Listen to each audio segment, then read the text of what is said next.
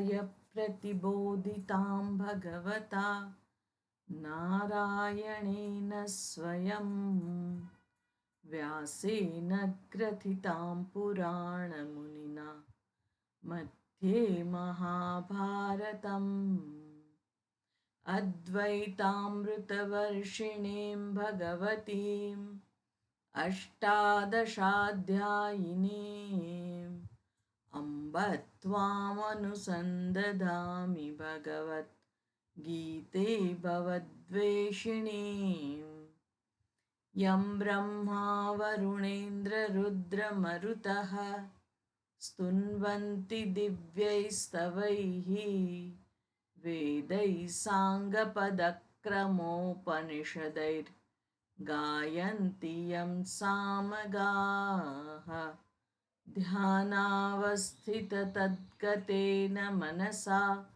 पश्यन्ति यं योगिनः यस्यान्तन्न विदुःसुरासुरगणाः देवाय तस्मै नमः यस्यान्तन्न विदुःसुरासुरगणाः देवाय तस्मै नमः।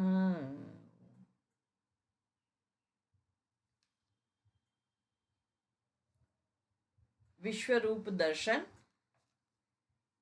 ભગવાન પોતાના વિશ્વરૂપનું દર્શન અર્જુનને કરાવી રહ્યા છે અને અર્જુને જોયું કે અનેક બાહુ દરવક્ત્ર નેત્રમ પશ્યામિ ત્વામ સર્વગતઃ અનંત રૂપમ નાંતમ ન મધ્યમ ન પુનસ્તવાદી પશ્યામિ વિશ્વેશ્વર વિશ્વરૂપમ. આ તમારો ન આદિ છે, ન અંત છે, ન મધ્ય છે. જે કંઈ છે એ બધું જ આપ જ છો.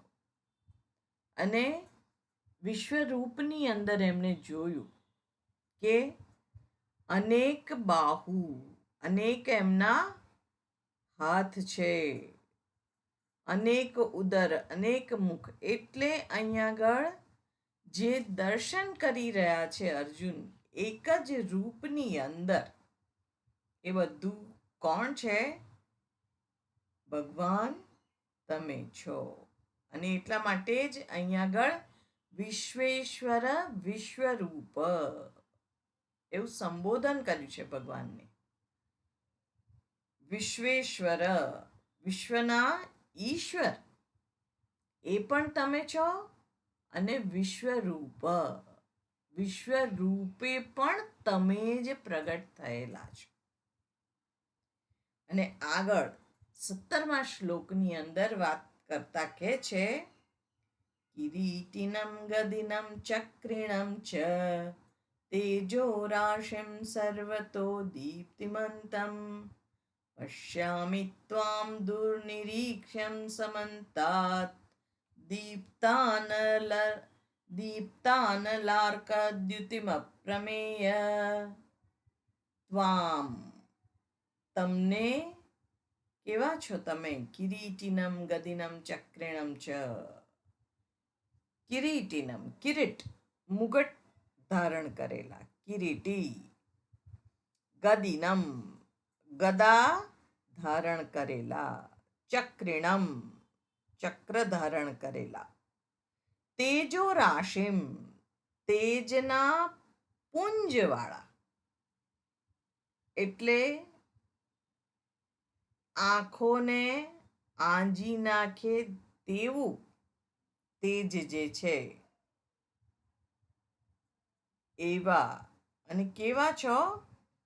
તો સૂર્ય જે તેજસ્વી છે, દીપ્ત અનલ, અગ્નિ સમાન તેજસ્વી સૂર્ય જે છે એવા તમે તેજસ્વી છો. એટલા માટે જ અર્જુનને આ વિશ્વરૂપનું દર્શન કરાવ્યા પહેલા ભગવાને એમને દિવ્ય ચક્ષુ આપ્યા હતા. અને એ જ દિવ્ય ચક્ષુ સંજયને પણ વેદવ્યાસજી આપ્યા હતા એટલે આ દર્શન સંજય પણ કરી રહ્યા છે અને અર્જુન પણ કરી રહ્યા છે.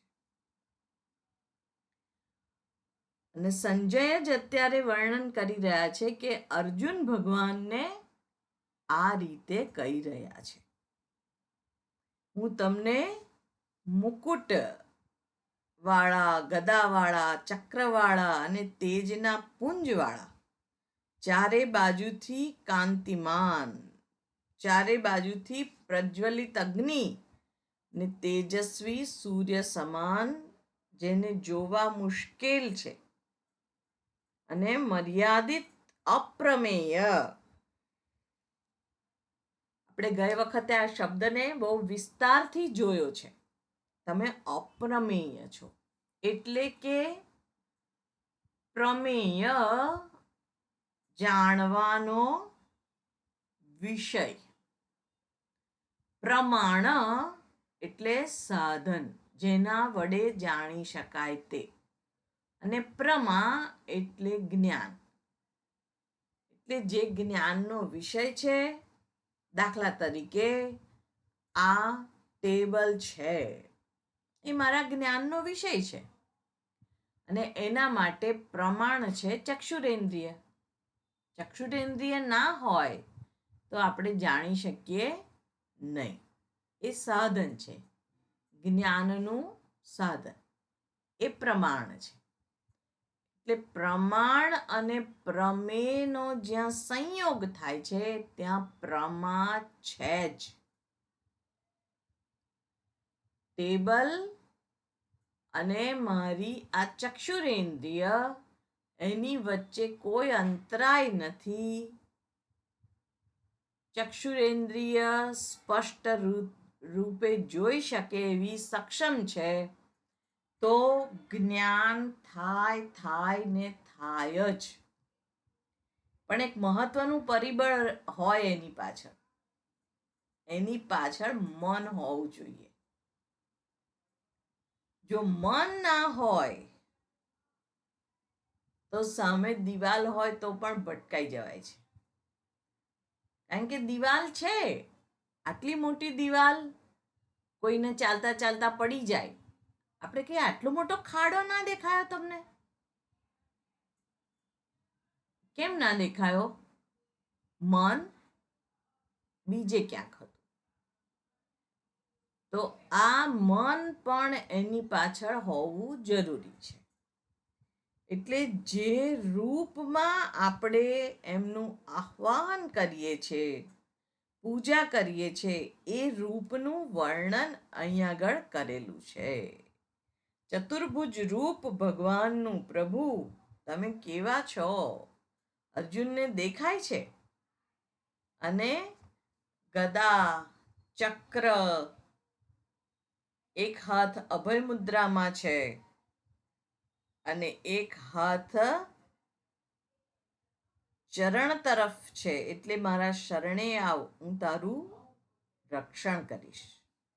આ રીતે ભગવાનના ચતુર્ભુજનું દર્શન અર્જુન કરી રહ્યા છે અને એનું વર્ણન કરે છે.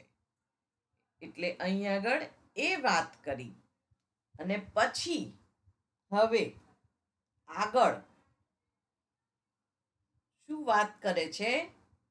તો એ કહે છે, ત્વમક્ષરમ પરમં વેદિતવ્યમ, ત્વમસ્ય વિશ્વસ્ય પરમ નિદાનમ, ત્વમવ્યય શાશ્વત ધર્મ ગોપ્તા, સનાતનસ્ત્વમ પુરુષો મતો મે. મે મતઃ, મારો મત છે. એટલે કે હું જે આપને જોઉં છું એના પરથી હું નક્કી કરું છું. મારો મત શું છે? ત્વમ અક્ષરમ, તમે અક્ષર તત્વ છો. ન ક્ષરતી ઇતિ અક્ષરઃ, ન ક્ષરતી, જેનો ક્ષય થતો નથી. પરમમ વેદિતવ્યમ, તમે જ જાણવા યોગ્ય છો. અને આ પરમમ શબ્દ જે છે એ બંને સાથે લઈ શકાય. પરમમ અક્ષરમ, પરમમ વેદિતવ્યમ. પરમમ અક્ષરમ એટલે અમુક હિમાલય છે, ગંગાજી છે, એ બધા પણ અક્ષર છે, શાશ્વત છે, એવું આપણે કહીએ છીએ, નિત્ય છે. પણ અહીંયા કેવું છે, પરમમ અક્ષર. હિમાલયનો પણ આદિ છે, અને જેનો જેનો આદિ છે એનો અંત શાસ્ત્ર કહે છે નિશ્ચિત છે. અને આપણે પણ જોઈએ છે વ્યવહારની અંદર જેનો આદિ છે એનો અંત છે. મારી આ બર્થ ડેટ છે એનો મતલબ શું છે કે એક દિવસ અંતિમ તારીખ પણ હોવાની જ છે. એટલે આ જન્મ અને મૃત્યુતિથિ બંને હોય જ.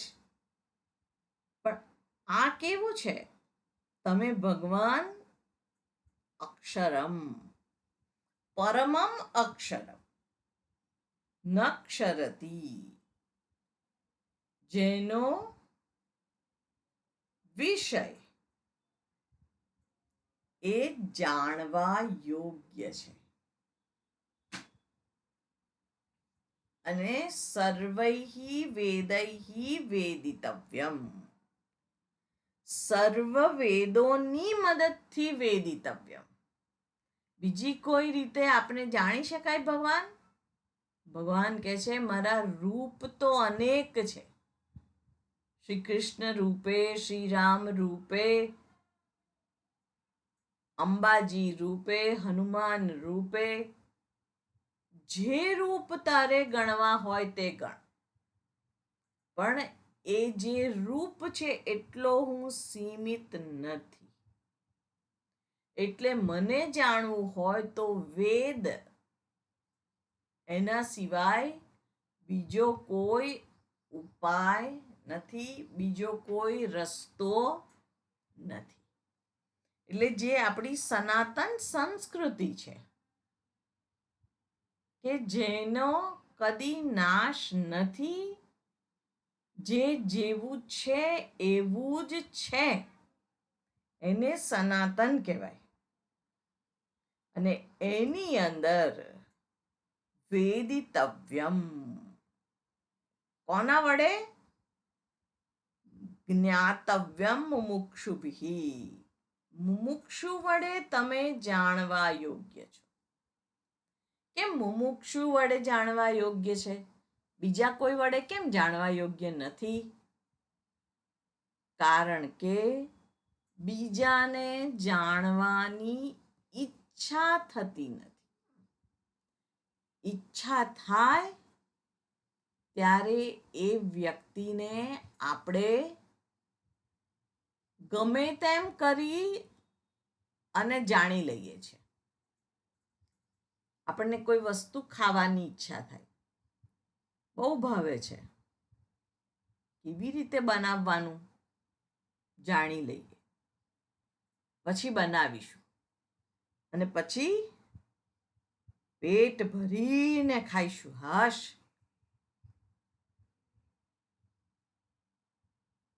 એવી જ રીતે ભગવાન જેને માટે પ્રાપ્તવ્ય છે, તો હવે જે પ્રાપ્તવ્ય છે એને આપણે પહેલા જાણવું તો પડે ને, કે કેવું છે, ક્યાં છે, શું કરે છે. એટલે મુમુક્ષુભિ અહીંયા આગળ કે છે જ્ઞાતવ્યમ. એટલા માટે મુમુક્ષુ, બાકી તો બધા જ માટે જાણવા યોગ્ય એ પરમ બ્રહ્મ જ છે. અને પરમ બ્રહ્મ કોઈ કહે કે ના ના, અમારે તો કંઈ ભગવાનને નથી મેળવવા, અમારે તો બંગલો જોઈએ છે, આ સોનું જોઈએ, આટલા શેર જોઈએ, આટલો પૈસો જોઈએ, બધું જોઈએ છે. એના દ્વારા જોઈએ છે શું? અલ્ટિમેટ સુખ. તો એ જ તો ભગવાનનું સ્વરૂપ છે. એટલે આપણે મેળવવા શું માંગીએ છીએ? વ્યક્તિ થકી, વસ્તુ થકી શું મેળવવા માંગીએ છીએ? પરમ સુખ મેળવવા માંગીએ છીએ. થોડું થોડું સુખ પણ નથી જોઈતું. એટલે અહીંયા આગળ કહે છે કે આ વિરાટ સ્વરૂપમાં અર્જુન જુએ છે અને સર્વના કારણ તરીકે તેમને સમજે છે. અને એ જગત કારણમ બ્રહ્મ. તો જગત કારણમ બ્રહ્મ એ કેવી રીતે ખબર પડે? જોઈને ખબર નથી પડતી. હા, વિશ્વરૂપ અર્જુને જોયું છે. એની પહેલા ભગવાને એમને બ્રહ્મ વિદ્યાનો ઉપદેશ કરેલો છે. એટલે એ રૂપે પણ અર્જુન એમને જાણે છે. અને એટલા માટે જ અહીંયા આગળ સ્તુતિની અંદર કહી શક્યા છે કે ત્વમ અક્ષરમ પરમમ વેદિતવ્યમ. તમે અક્ષર તત્વ છો અને પરમમ વેદિતવ્યમ. હવે પરમમ શબ્દ વેદિતવ્યમની સાથે આપણે લઈએ તો જે પરમ જાણવા યોગ્ય. અને પરમ એટલે અલ્ટિમેટ. અને અલ્ટિમેટ જાણવા યોગ્ય એટલે જે જાણ્યા પછી કંઈ જાણવાનું બાકી રહેતું નથી. એટલે શ્રુતિ માતા કહે છે દ્વે વિદ્યે વેદિતવ્યે પરા ચ અપરા ચ. અને યયા તદક્ષરમ અધિગમ્યતે સા પરા. એટલે અહીંયા આગળ જે અક્ષરમ પરમમ વેદિતવ્યમ એ ઉપનિષદનું વાક્ય છે. પરમમ એટલે કે પરા, અલ્ટિમેટ. અને એ જ અક્ષર છે કે જેનો ક્ષય નથી. અને આપણે પણ વિચારીએ તો આપણને પણ આપણો ક્ષય કે મૃત્યુ પસંદ નથી જ. એટલે તો ગાવું પડે ને, ગળપણ કોણે મોકલ્યું, નહોતી જોઈ તારી વાટ, ઉમરા થયા ડુંગરા, પાદર થયા પરદેશ. એ કેમ ગાવું પડે છે? કારણ કે એ અનિચ્છનીય પરિસ્થિતિ છે. એમાં કોઈક રીતની મજબૂરી, કોઈક રીતનું બંધન અનુભવાય છે, મર્યાદા અનુભવાય છે. અને એ મર્યાદા મને સહર્ષ જો સ્વીકાર્ય હોય તો જાણવું કે આપણે આપણા જ સ્વરૂપનો સ્વીકાર કરેલો છે અને એ સ્વરૂપમાં આપણે સ્થિત છીએ. પણ મોટે ભાગે આપણે જોઈએ છે તો એની ફરિયાદ છે. એ મર્યાદા કઠે છે, ગમતી નથી. અને એ જ વસ્તુ દર્શાવે છે કે આ શું છે? તો આ જે છે એ બંધન છે અને મને મુક્તિ જોઈએ છે.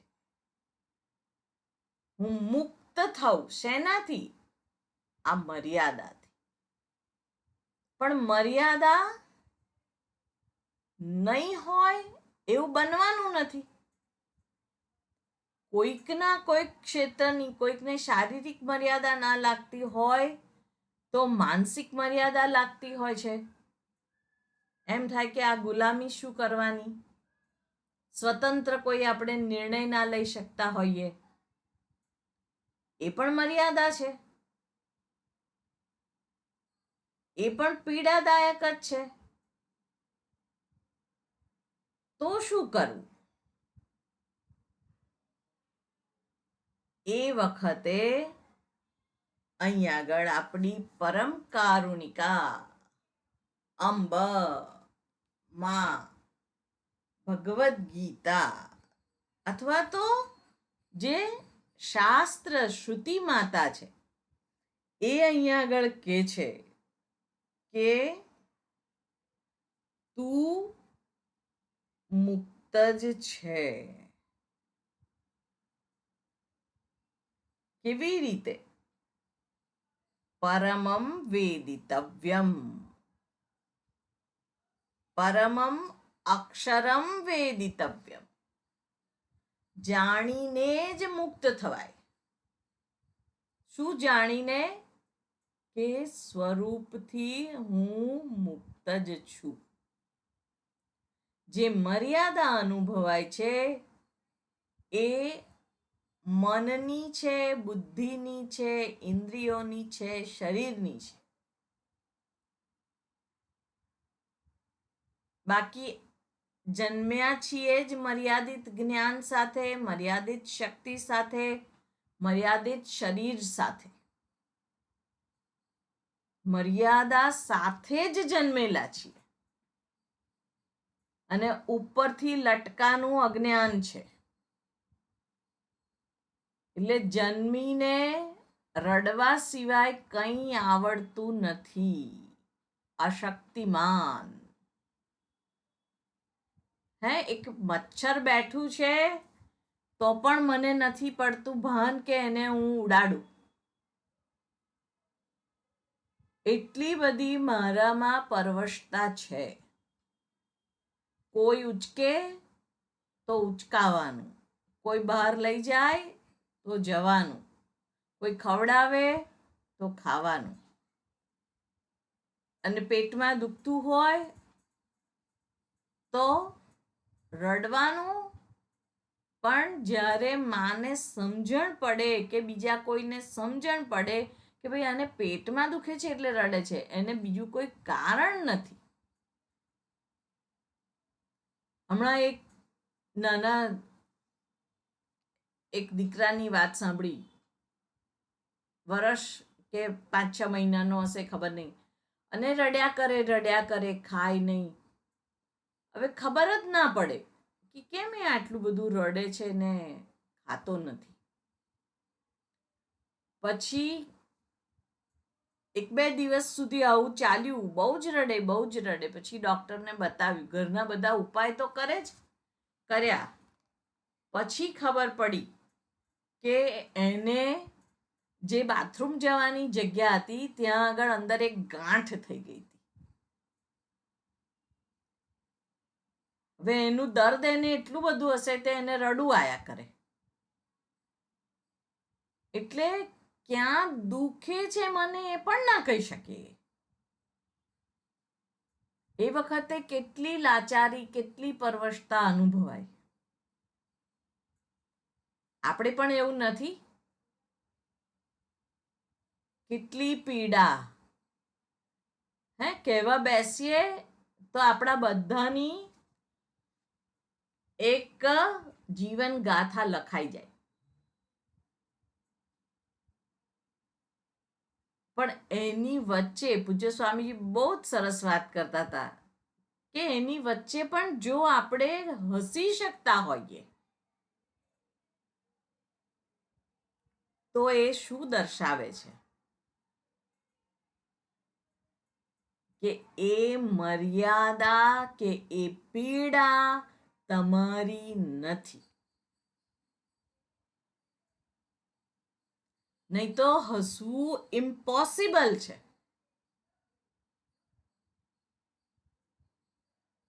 પણ છતાં પણ આપણે હસીએ છીએ. દિવસ દરમિયાન ઘણી એવી ક્ષણો આવતી હોય છે. કંઈ આખો દિવસ આપણે રડીને, ચિંતામાં, ફરિયાદ કરીને પસાર નથી કરતા. તો એ શું દર્શાવે છે? કે સુખ એ જ મારું સહજ સ્વરૂપ છે. અને અહીંયા આગળ એ જ કહે છે કે ત્વમ વેદિતવ્યમ. અને કેવું? પરમમ વેદિતવ્યમ.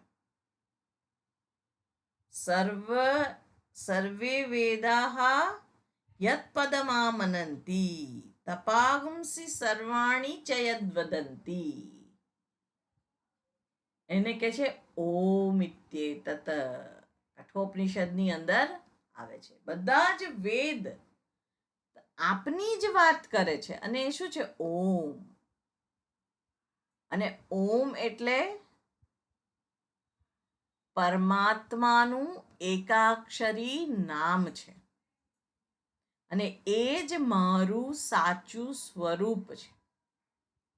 એટલે અહીં આગળ એ વાત કરે છે દ્વે વિદ્યે વેદિતવ્યે પરાચ અપરાચ. અને એ જે વિદ્યા છે એ માત્ર જ્ઞાતવ્ય છે. એટલે અહીંયા વેદિતવ્યમ કહ્યું છે, જાણવા યોગ્ય. અને જેમાં સર્વ રૂપ દેખાય છે તે કોણ છે? આત્મતત્વ છે. એટલે અર્જુન અહીંયા આગળ ભગવાનને આ જગતના કારણ તરીકે સમજે છે. વિશ્વસ્ય પરમમ નિધાનમ. આ સમગ્ર વિશ્વનું પરમ નિધાન છે. નિધાનમ એટલે સ્થાન. પણ પરમમ નિધાનમ અલ્ટિમેટ પ્લેસ. અલ્ટિમેટ એટલે કે સર્વોત્કૃષ્ટ, અંતિમ. તમે અંતિમ અધિષ્ઠાન છો. એટલે કેવું અધિષ્ઠાન? અંતિમ એટલે ક્યાંક પહોંચીને છેલ્લે છેડા ઉપર, હવે બસ આ પર્વતની ટોચ ઉપર પહોંચી ગયા. અંતિમ પૃથ્વીનો છેડો, અંતિમ છેડો આવી ગયો. હવે અહીંયાથી આગળ જઈ શકાય તેવું નથી. એવું નહીં. પણ પરમમ નિધાનમ કેવું છે? એ અલ્ટિમેટ અધિષ્ઠાન, સર્વના આધારભૂત હોય એને અધિષ્ઠાન કહેવાય. દાખલા તરીકે ઈંટ, નળિયું, કોડિયું, કલાડી, બધાનું અધિષ્ઠાન શું છે? માટી. પરમમ અધિષ્ઠાનમ. માટી જ એનું અંતિમ આશ્રય છે.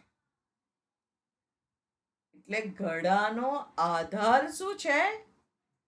માટી. હારનો આધાર શું છે? સોનું. એવી જ રીતે સર્વનો અંતિમ આશ્રય કોણ છે? એવું અર્જુન અહીંયા આગળ કહે છે કે તમે અવ્યય અવિકારી અધિષ્ઠાન છો. તમે જ અલ્ટિમેટ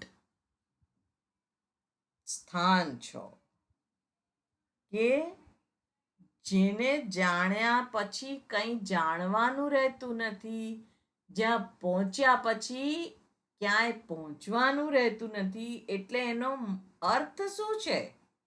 પેલો બિચારો અજ્ઞાની અધૂરો હું રહેતો નથી.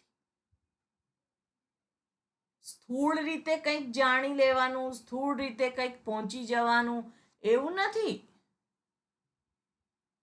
પણ જે પહોંચનારો છે, જે બીકમિંગ, લાઈફ ઓફ બીકમિંગ જે છે કે મારે કંઈક થવું છે, હવે કંઈક, હજુ કંઈક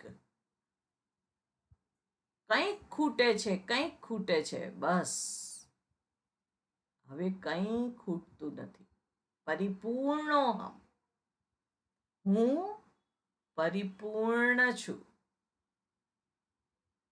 અને હું પરિપૂર્ણ છું ને બીજા બધા અપૂર્ણ છે એવું નહીં.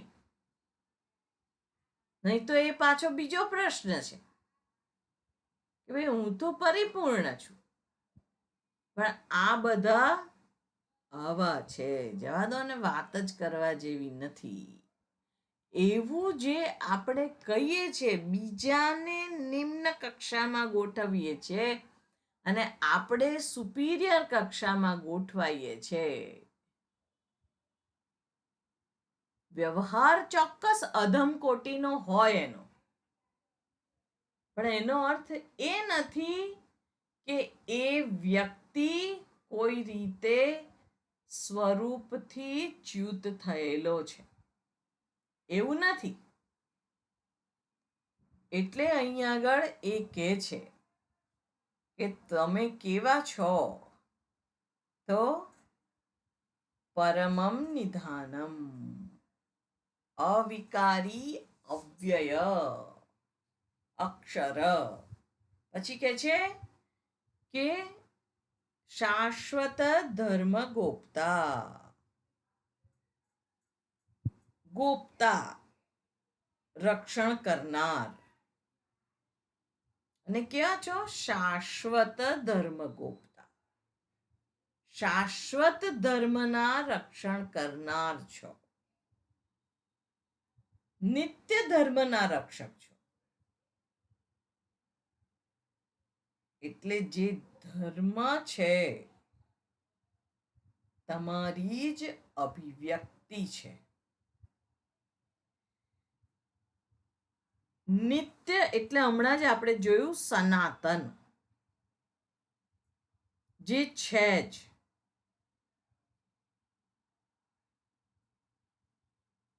અને ધર્મ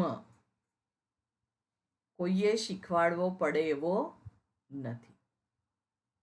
બધાના હૃદયની અંદર ધર્મ રૂપે એ પરમાત્મા બિરાજમાન જ છે. તમે ક્યાં છો, કેવા છો, એનો જે દ્રષ્ટા છે એ તમે છો. મજાની વાત છે, કારણ કે આપણે શું માની લઈએ છે, હું આવો છું, તરત કોઈ કહે કે હા તમે આવા, હા તમે મારી વાત જ જવા દો. હવે આ કંઈ યાદ રહેતું નથી, થઈ ગયું પૂરું, હું તો એવો છું.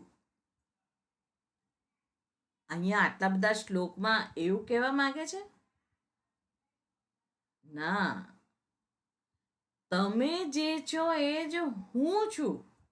એટલા માટે જ વેદિતવ્યમ કહ્યું છે,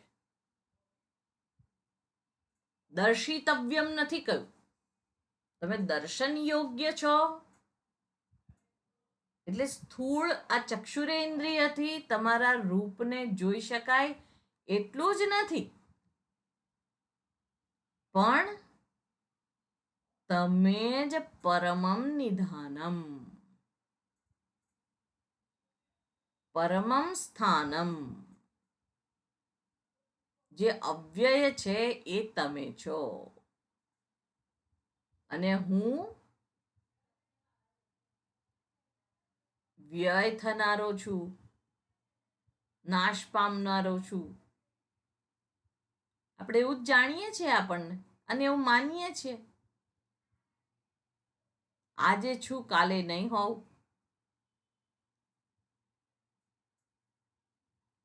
અહીં આગળ સનાતન ત્વમ, ત્વમ સનાતન, તો હું શું છું? હમપી સનાતન. અને જે સનાતન છે એને ધર્મ શીખવાડવો પડતો નથી. એને બહુ સ્પષ્ટ છે કે હું કોઈનો ફાયદો ના ઉઠાવું, કોઈને છેતરું નહીં, કોઈની હિંસા ના કરું, કોઈની સ્વતંત્રતા ઉપર તરાપ ના મારું, એવું જ જગત પણ મારા તરફથી ઈચ્છે છે. એટલે હું મારા માટે એક કાયદો ને બીજાના માટે બીજો કાયદો, એવું મને પણ ખબર છે કે આ અયોગ્ય છે. એ જ ધર્મ છે. સર્વના હૃદયમાં બિરાજમાન પરમેશ્વર એ જ ધર્મ છે, શાશ્વત ધર્મ ગોપતા. એટલે અહીંયા પાછું ગોપનીય એટલે સંતાઈ ગયેલું નહીં, પણ જે આપણી અંદર રહેલો જ છે તે. અને એ જ ધર્મ, ધર્મો રક્ષતી રક્ષિતઃ, જે ધર્મનું રક્ષણ કરે છે, ધર્મ એનું પણ રક્ષણ કરે છે. ધર્મ ધર્મી દ્વારા જ સચવાઈ રહ્યો છે. તો ધર્મીનું રક્ષણ કોણ કરે છે? ધર્મીનું રક્ષણ ધર્મ કરે છે.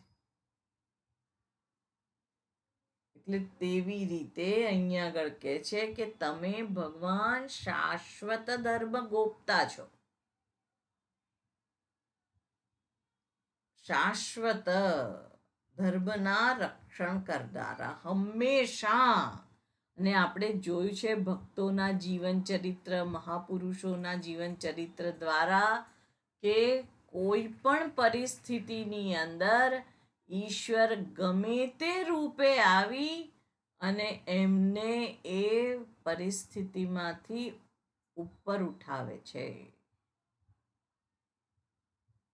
અને આપણા બધાનો પણ ધર્મ, સનાતન ધર્મ એ જ છે. અને એ કોઈ વ્યક્તિ હિન્દુ માટે છે અને બીજા કોઈ માટે નથી, એવું નથી. ઇગ્લુમાં રહેતી વ્યક્તિ હોય કે રણ પ્રદેશમાં રહેતી વ્યક્તિ હોય કે ભારતમાં રહેતી વ્યક્તિ હોય, બધાને આ ધર્મ અંદર છે જ. અને એ ધર્મ જ શાશ્વત છે. અને એ જ સર્વનું રક્ષણ કરે છે. નહીં તો મનુષ્ય જાતિ જ ના રહે ને. અહિંસા ના હોય, સર્વના પ્રત્યે અહિંસા, સર્વના પ્રત્યે પ્રેમ, સર્વના પ્રત્યે કરુણા, જો એ ના હોય તો મનુષ્યને મનુષ્ય કહેવાય ખરો? એટલે એક જગ્યાએ સુંદર કહ્યું છે, હું માનવ માનવ થાવ તો ઘણું. મારે પહેલા માણસ બનવાનું છે. અને હું જોઉં કે હું માણસની કેટેગરીમાં આવું છું.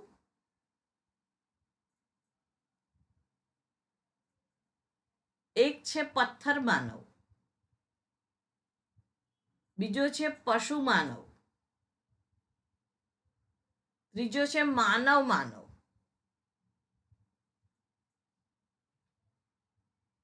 ચોથો છે દેવ માનવ. હું કઈ કેટેગરીમાં આવું છું? કોણે વિચારવાનું? મારે પોતે.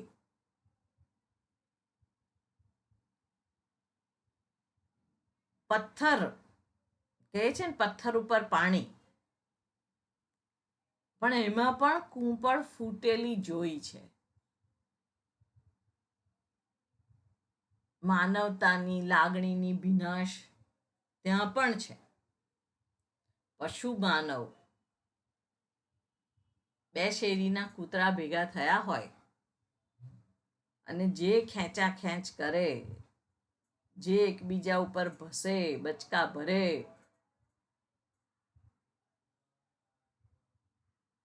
જે માત્ર સ્થૂળતામાં અટવાયેલો છે, ખેંચા ખેંચી, પશુ માનવ છે. માનવ માનવ જેને માણસ કહેવાય, માનવ. તો એમાં હું આવું છું. અને પછી આવે છે દેવ માનવ. બીજાના માટેની સેન્સિટિવિટી, એની પીડા પ્રત્યે આપણે સભાન હોઈએ,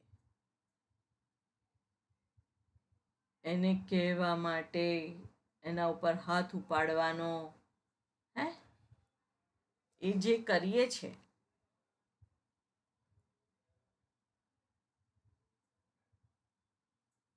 એના કરતા કંઈક આપવા માટે દૈવી ગુણો આપણામાં પ્રગટ થાય. આગળ 16મા અધ્યાયમાં આવવાનું છે દૈવી સંપત્તિ ને આસુરી સંપત્તિ, એમાં આપણે જોઈશું. પણ અહીં આગળ જે ધર્મ અને એ કેવો છે, શાશ્વત છે, હંમેશા રહેનારો. ને એ ધર્મના તમે રક્ષણ કરનારા છો. એટલે ઈશ્વર તરીકે તમે બધાના હૃદયમાં નિવાસ કરનારા છો. એટલે પહેલી વાર આપણે કંઈક ખોટું કરીએ તો આપણે કહીએ છીએ ને મારું કોન્શિયસ બાઇટ કરે છે. એટલે કે એ પહેલો અવાજ જે આવે એ ઈશ્વરનો અવાજ છે. પણ એ અવાજને જ્યારે આપણે દબાવી દઈએ પછી આપણામાં સ્વાર્થી વૃત્તિ જન્મે છે, હિંસા વૃત્તિ જન્મે છે. પછી આપણે માણસની કેટેગરીમાં નથી રહેતા, પણ એ અવાજને સાંભળવો જરૂરી છે. એટલે અહીંયા આગળ કે છે ત્વમ શાશ્વત ધર્મ ગોપ્તા, પછી ત્વમ સનાતન પુરુષો મતો મે, તમે સનાતન પુરુષ છો. પુરુષ એટલે અહીંયા સ્ત્રી પુરુષ એવી વાત નથી, પણ પૂર્ણત્વાત પુરુષ.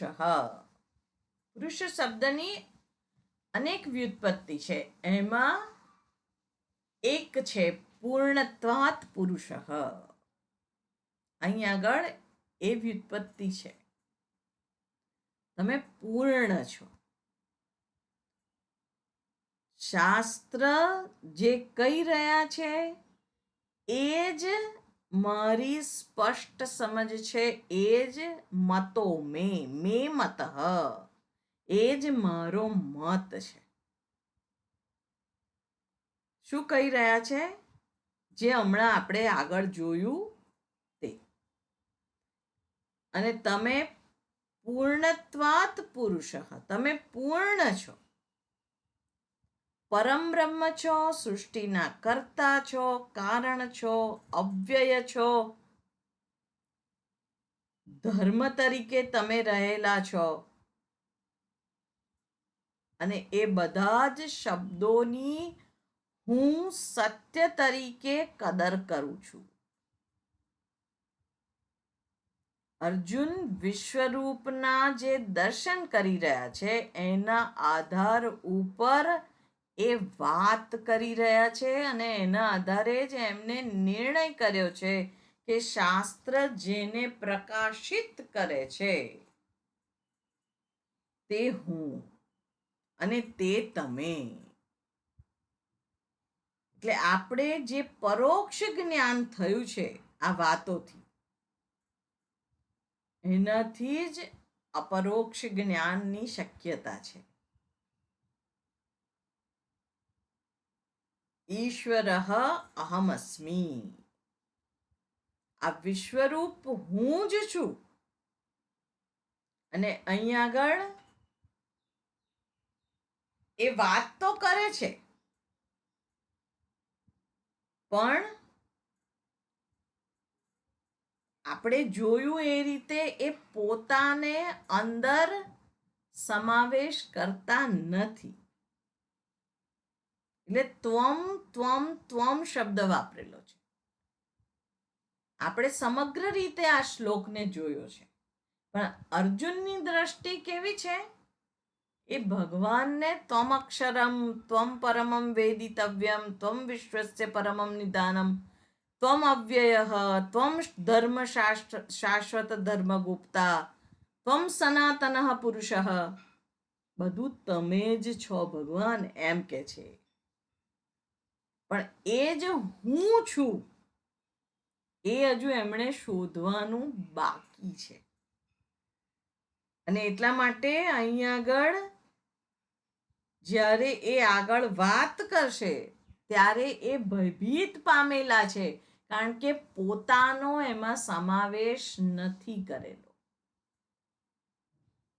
એટલે આપણે પણ દોડતા દોડતા એકદમ અટકી જઈએ ને વિશાળ નીચે એકદમ પાણી હોય કાં તો ખીણ હોય તો આપણે ગભરાઈ જઈએ એકદમ.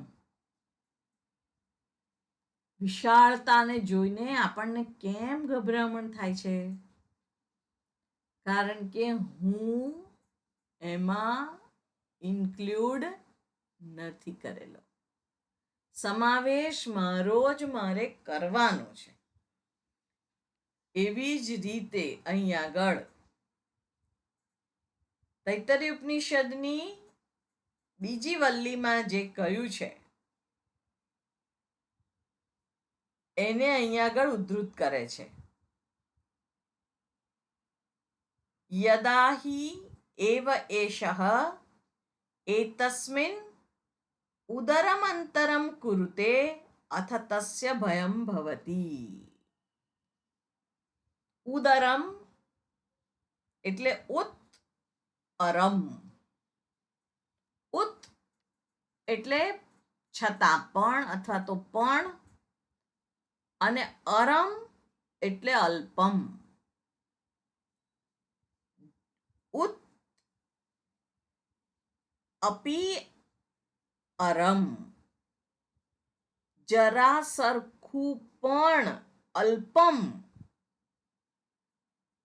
અંતર પોતે જે ઊભું કરે છે અથવા તો જે અજ્ઞાન વશાત આ વિશ્વરૂપથી પોતાને જુદો જુએ છે તે અથ તસ્ય ભયમ ભવતી, એ ભય પામે જ છે. એટલે અર્જુને જે વિશ્વરૂપને જોયું છે એનાથી એ ભયભીત થયેલા છે અને એણે પોતાનો સમાવેશ એમાં નથી કર્યો. ને એટલા માટે આપણે એના પરથી એ સમજીએ કે જે આપણે પણ અપરોક્ષ જ્ઞાનથી જ્યાં સુધી વંચિત છીએ ત્યાં સુધી આ જગતથી આપણે પોતાને જુદા જ જોઈએ છે. અને એટલા માટે આ મારું છે, આ મારું નથી. આ મારું છે એટલે મારે 100%, આ મારું નથી એટલે મારે કેટલા ટકા. અથવા તો આ વ્યક્તિ મારી છે તો રાગથી હું વળગવા જાઉં, અને પેલી વ્યક્તિ મારા વિશે આમ બોલે છે તેમ બોલે છે એટલે દ્વેષથી હું એને દૂર હડસેલવા જાઉં. તો આ જે છે એ મારું પોતાનું જગત, મારી પોતાની દુનિયા, અને એના કારણે હું પીડાઉં છું. એટલે અહીં આગળ આપણે જ એ સમજવું પડશે. બીજા કોઈ આવશે, બીજા કંઈ સમજાવશે એનાથી કામ થવાનું નથી. આપણે જ સમજવું પડશે કે હું જ આ સર્વરૂપે પ્રગટ થયેલો છું. એટલે સામેવાળી વ્યક્તિની અંદર પણ હું જ છું. એ કોઈ પારકું નથી. એ તરીકે પણ હું જ પ્રગટ થયેલો છું. એવું જ્યારે આપણે સમજીશું ને એ સહૃદયતાપૂર્વકનો જ્યારે આપણો પોતાનો વ્યવહાર થશે. હવે આખા જગત પ્રત્યે તો આપણે પ્રાર્થના કરી શકીએ અને કદાચ કરતાય હોઈએ. સર્વે ભવન્તુ સુખિનઃ, સર્વે સંતુ નિરામયાઃ, સર્વે ભદ્રાણિ પશ્યન્તુ મા કશ્ચિત દુઃખ ભાગ ભવેત. સર્વને સુખ થાવ. પણ આપણા નજીકના જે રહેલા છે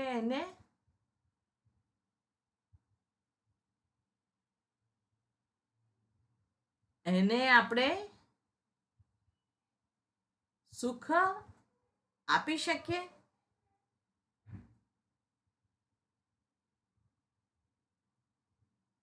જો આપી શકીએ તો એ આપણા પ્રેમ સ્વરૂપમાં સમાઈ ગયેલા છે. તો પછી દુનિયાની કોઈ તાકાત મને પૂર્ણ કહેતા, સમજતા, અનુભવતા રોકી શકતી નથી. પછી મારે કોનાથી ભય પામવાનો? કોનાથી અપૂર્ણતાની લાગણી? કોનાથી મર્યાદિતપણાની, કોનાથી લાચારીપણાની લાગણી? કોઈનાથી નહીં. એટલે અહીં આગળ આપણે જ એ સમજવું પડશે. નહીં તો આવ્યા જગતમાં ઉઆ કરતા અને હાય હાય કરતા ગયા. પછી ફરીથી પુનરપી જનનમ પુનરપી મરણમ. આ ચક્ર ચાલુ જ રહે. એ બંધ નહીં થાય. જો એને બંધ કરવું હોય કે એમાંથી ઉપર ઉઠવું હોય અથવા તો આ બંધનને તોડી નાખવા હોય, એક જ છે. અસંગ શસ્ત્રેણ દૃઢેન છિત્વા. 15મા અધ્યાયની અંદર કયું અસંગ શસ્ત્ર રૂપે, શસ્ત્ર કયું છે? વૈરાગ્ય. વૈરાગ્ય રૂપી શસ્ત્ર. ને વૈરાગ્ય એટલે બધું નકામું છે, બધાને જોઈ લીધા, બધા સ્વાર્થના સગા છે, અથવા તો હડે હડે, એવું નહીં. બધાના પ્રત્યેનો સમાન રાગ એટલે વૈરાગ્ય. સર્વના પ્રત્યે સમાન રાગ. કોઈ વાલું નથી, કોઈ દવલું નથી. સર્વ પોતાના સ્થાને સુંદર છે. આપણે જ્યારે પર્વતોની હારમાળા જોઈએ છે કે કુદરતી દ્રશ્ય જોઈએ ને આપણું મન કેમ શાંત થઈ જાય છે? કારણ કે ત્યાં કોઈ ફેરફારની ઈચ્છા નથી. આ બદલી નાખું, આ ઝાડ અહીંયા ને બદલે અહીંયા ગોઠવી દઉં, આ પર્વત આટલો ઊંચો છે એના કરતાં થોડો નીચો હોત તો સારું, એવું ત્યાં થતું નથી. જે છે જેવું છે આખે આખું સંપૂર્ણપણે સ્વીકાર છે.